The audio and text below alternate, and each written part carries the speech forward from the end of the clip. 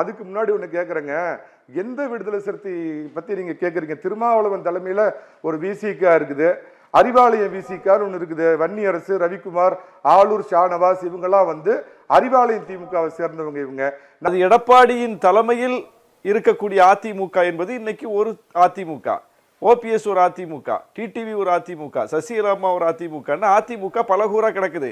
விசிகாவில் ஒரு தலைமை எடுக்கக்கூடிய முடிவை அப்படியே பின்பற்றுகிறோம். நாங்கள் என்ன செங்கோட்டையனை வர வச்சு பிஜேபி பார்த்த மாதிரி எங்களை வர வச்சா திமுக பார்த்துக்கிட்டு இருக்கு? அப்படி இல்லையே. நான் என்ன சொல்கிறேன், சிவசேனை உடைச்சிச்சு, அப்புறம் இந்த கட்சி உடைச்சிது அப்படின்னு சொல்லு. சிவசேனை செத்து போச்சா?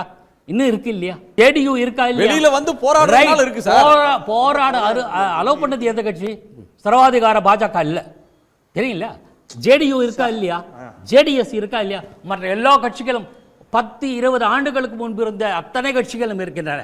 அதிமுக பொதுக்குழுவால் தேர்வு செய்யப்பட்ட பொதுச் செயலாளரான சசிகலாவை வந்து தூக்கிட்டு அவங்கள அந்த பொறுப்புல தொடர முடியாம ஆக்கிட்டு ஓபிஎஸ் கையில எடுத்து தர்மயுத்தம் நடத்தி அந்த கட்சிக்குள்ள பிளவை ஏற்படுத்திச்சு பிஜேபி. அந்த தர்ம யுத்தத்துக்கு நாங்க தான் காரணம், நான் தான் சொன்னேன்னு குருமூர்த்தி சொன்னார்ல. குருமூர்த்தி என்ன பெரியார் திடல்ல இருந்து வந்தவரா, அறிவாலயத்தில் இருந்தவரா? யார் அவரு?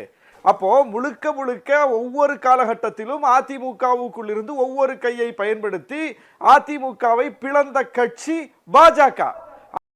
டெய்லி முட்டு கொடுக்கிறார, டெய்லி கம்பி கட்டுறாரு திருமாவளவன்.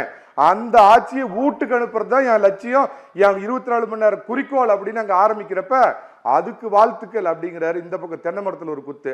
அப்புறம் விஜய் பொதுக்குழு செயற்குழு கூட்டுற அப்படின்னா விஜய் தம்பிக்கு என்னுடைய மனமார்ந்த வாழ்த்துக்கள். என்ன அரசியல் நிலைப்பாடு சார்? கம்யூனிஸ்ட் கட்சி உங்களுக்கு கூப்பிட வேண்டிய தேவை எங்கேருந்து வந்துச்சு? பிஜேபி இருக்கிற கூட்டத்தில் எப்படி கம்யூனிஸ்ட் கட்சி வரும்? நீங்க முந்தின நாள் என்ன சொன்னீங்க? கம்யூனிஸ்ட் கட்சி அழிஞ்சு போச்சு, சீரழிஞ்சு போச்சு, சின்னாமணம் அடிச்சுக்கிறீங்க. அடுத்த நாளே கம்யூனிஸ்ட் கட்சியை கூட்டணி கலைக்கிறீங்க. சம்பந்தமே இல்லாம பாஜக கூட்டணிக்கு கம்யூனிஸ்ட் கட்சியை கூப்பிடுறாரு, பாஜக கூட்டணிக்கு நாம் தமிழரை கூப்பிடுறாரு, பாஜக கூட்டணிக்கு தாவேகாவை கூப்பிடுறாரு. இவர் என்ன மாதிரி அரசியல் செய்யறாரு சார்? யாராவது இப்படி ஒரு அரசியல் செஞ்சு பாத்துருக்கீங்களா? நீங்க எப்படி மரியாதையா பேசுறேன், அதிமுகவை பத்தி எவ்வளவு கண்ணியமா பேசுறேன், மரியாதையா பேசுறேன், அதிமுகவை பத்தி எவ்வளவு கண்ணியமா பேசுறேன், நான் எவ்வளவு கண்ணியமா பேசுறேன். சேலம் மணிகண்டன் நாளாந்தர ஆர்எஸ்எஸ் காரர்கள் உட்கார்ந்து அதிமுக இன்னைக்கு கவலை.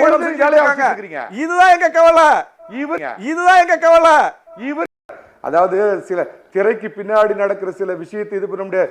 அண்ணாவை பற்றி அம்மாவை பற்றி பேசுறவனே ஜெயிப்போன்னு தெரிஞ்சு அந்த கூட்டணியை முறிச்சுக்கிட்டு வந்த எடப்பாடி பழனிசாமி வேண்டாம் mister Palaniswami 2026 for you, 2029 for பிஜேபின்னு டெல்லி சென்னையை நோக்கி. அதுதான் நாங்க சொல்றோம். Master the art of teaching 2029லயும் ஏமாத்துவாரு மோடி, லாயலிஸ்ட் மோடி ஏமாற விட மாட்டோம்னு நாங்க சொல்றோம். 10% பலம் இருந்தாதான் இல்ல நீங்க பேசுறப்ப நான் கால வாருவதிலே கைது இருந்தவனான எடப்பாடி கிட்ட எச்சரிக்கையா இருக்குன்னு சொல்றோம். இல்ல சார், ஒரு மோடி ஆதரவாளரும் ஒரு எடப்பாடி பழனிசாமி ஆதரவாளரும் போடுற சண்டை இருக்குல்ல, இதுதான் இந்த கூட்டணி. இன்னைக்கு இந்த கூட்டணியே அப்படித்தான் இருக்கு. இவங்க அப்படி தான் இருக்கிறாங்க. ஒருத்தர் மோடி ஆதரவாளர், ஒருத்தர் எடப்பாடி பழனிசாமி ஆதரவாளர். இவங்க இதுக்கு ஏற்பட்டிருக்கக்கூடிய பதட்டத்திற்கு இந்த விவாதமே ஒரு சான்று. அம்மாவையும் அண்ணாவையும் பழிச்சு பேசுற உடனே அந்த கூட்டணியை வேண்டான்னு தூக்கி போட்டது ஒரு புரட்சி தமிழர். அண்ணா காலம் தொட்டே திமுக ஒரு பூர்ஸ்வா கட்சி, அண்ணா காலம் தொட்டே சாதிப்படிகளை தூக்கி பிடிக்கின்ற கட்சி திமுகன்னு சொல்லி சண்முகம் பேசினார். வாய் மூடி மௌனியா இருக்கிறாங்க திமுக காரங்க. நீங்க திராவிட ஆதரவாளர், நீங்க எப்படி அமைதியா இருக்கலாம் கேள்வி கேட்கிறேன். அண்ணாவை பழித்தும் இழுத்தும் பேசிய கம்யூனிஸ்ட் கட்சி எதுக்கு சார் வெக்கமே இல்லாம ரத்தன கம்பளம் விரித்து கூட்டணி கலைச்சாரு? எதுக்கு கூப்பிட்டாரு? இப்பதானே கூப்பிட்டாரு சார். திமுக கண்டிக்கலன்னு கேக்குறீங்கல்ல, அண்ணாவின் பேர்ல கட்சி வச்சுக்கக்கூடிய அண்ணா திமுக இதை கண்டிச்சிருக்கா? அண்ணா திமுக, அண்ணா வந்து திமுக மட்டும் தான் சொந்தமா. சேலமணிகன் எல்லா விவாதத்திலும் எழுப்பிக்கிட்டே இருக்கிறார். திமுக ஏன் கோவரல அண்ணா பேர்லயே ஒரு கட்சி வச்சிருக்கக்கூடிய அண்ணா திராவிட முன்னேற்ற கழகத்துடைய பொதுச் செயலாளருக்கு ஏன் துளியும் இதற்காக கோபம் வரவில்லைன்னு சேலமணிகன் ஒரு விவாதத்திலும் கேட்கலையே. ஏன்னு நான் கேட்கிறேன், அதுக்கு பதிலே இல்லை.